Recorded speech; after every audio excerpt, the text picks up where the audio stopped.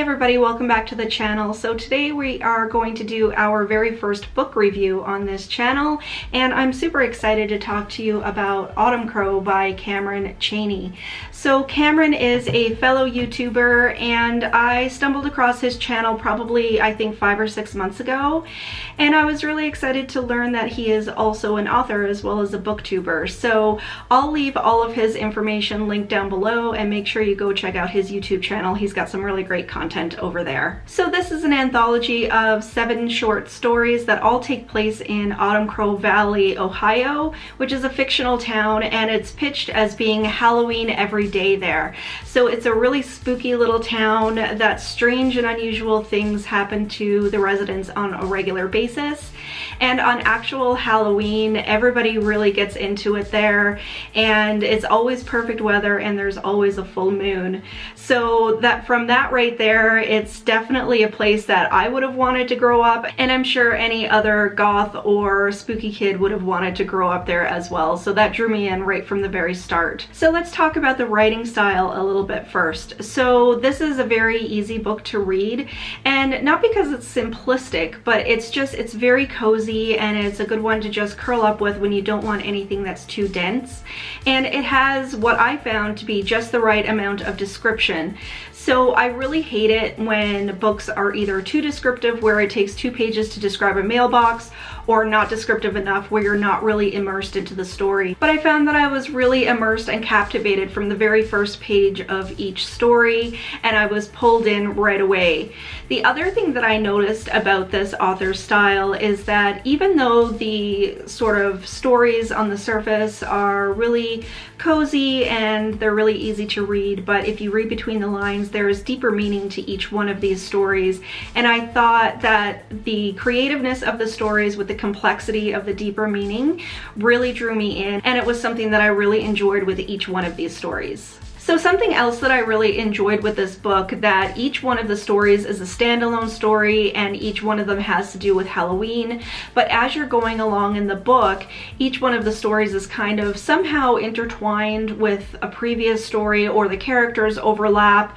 And I really got a sense of great world building here. So as I went along, Autumncrow Valley was seeming to become more and more real, and I really enjoyed that. And I found myself really kind of getting a little bit disappointed when I was getting to the end of the book, because I just wanted to hear more and more about this place. So I really enjoyed all of these stories in this book, but there was 2 that I found that were really spectacular. The first one was Burnt Brownies, and the second one was Crypt TV, and I just really enjoyed those ones. And all of these stories have great endings that I couldn't really predict. So that's something that I find that I can often do, because these tropes for horror and thriller books are kind of reused over and over, and I couldn't see the endings for these stories at all. And some of them had some great twists at the end, and some of them were just kind of creepy cute and really cozy, and then some other ones had just the right amount of horror element in them, and I enjoyed every single one. So this book can easily be read in one sitting or in an afternoon,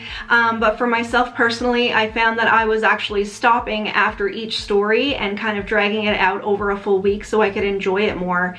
And to me, that really speaks to the author's creativity and just the imagination that went into it. And I have to say that I can definitely see this book either having more volumes of anthologies and short stories, or become a full novel series that revolves around Autumncrow. And there's also a really great origin story in here too, so you could even have a spin-off of the origins of Autumncrow, which could be its own thing in itself. So like I said, I was thoroughly enjoying this book, kind of one story per night over a week, and then I got to the very last story, and it's called There Are Monsters Here.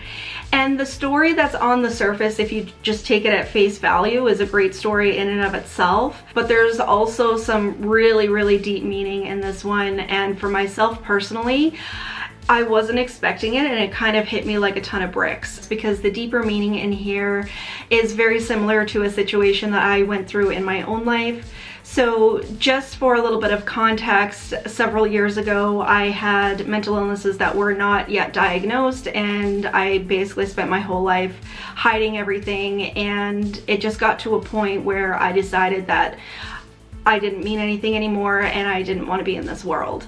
So I luckily got the help that I needed and I overcame that, but it's been a battle every single day and it's been a lot of pain every single day, even though that I've kind of overcome the worst of the worst and I'm getting better as time goes along. And when I read this story, it was putting everything in black and white on a page. And when I was reading it, I was actually getting emotional and I was being brought close to tears when I was reading this story because it was so similar to things that I had gone through in my own life, like I said.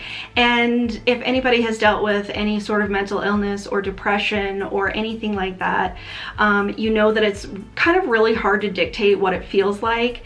And I thought it was summed up perfectly in this story. And if you take the story just for face value and don't read anything into it, it's a wonderful story. But I think anybody who has had any sort of experience with monsters in their own lives would really see the deep meaning in here, and it was super emotional. And I have to say that I'm really impressed with how this author was able to dictate that into a story and really describe what it's like to go through something like that. So needless to say, I really enjoyed this book from cover to cover, and I have high hopes for Cameron Chaney's writing, and I would love to see more from Autumncrow Valley, like I said, either in more anthologies or as a full novel series.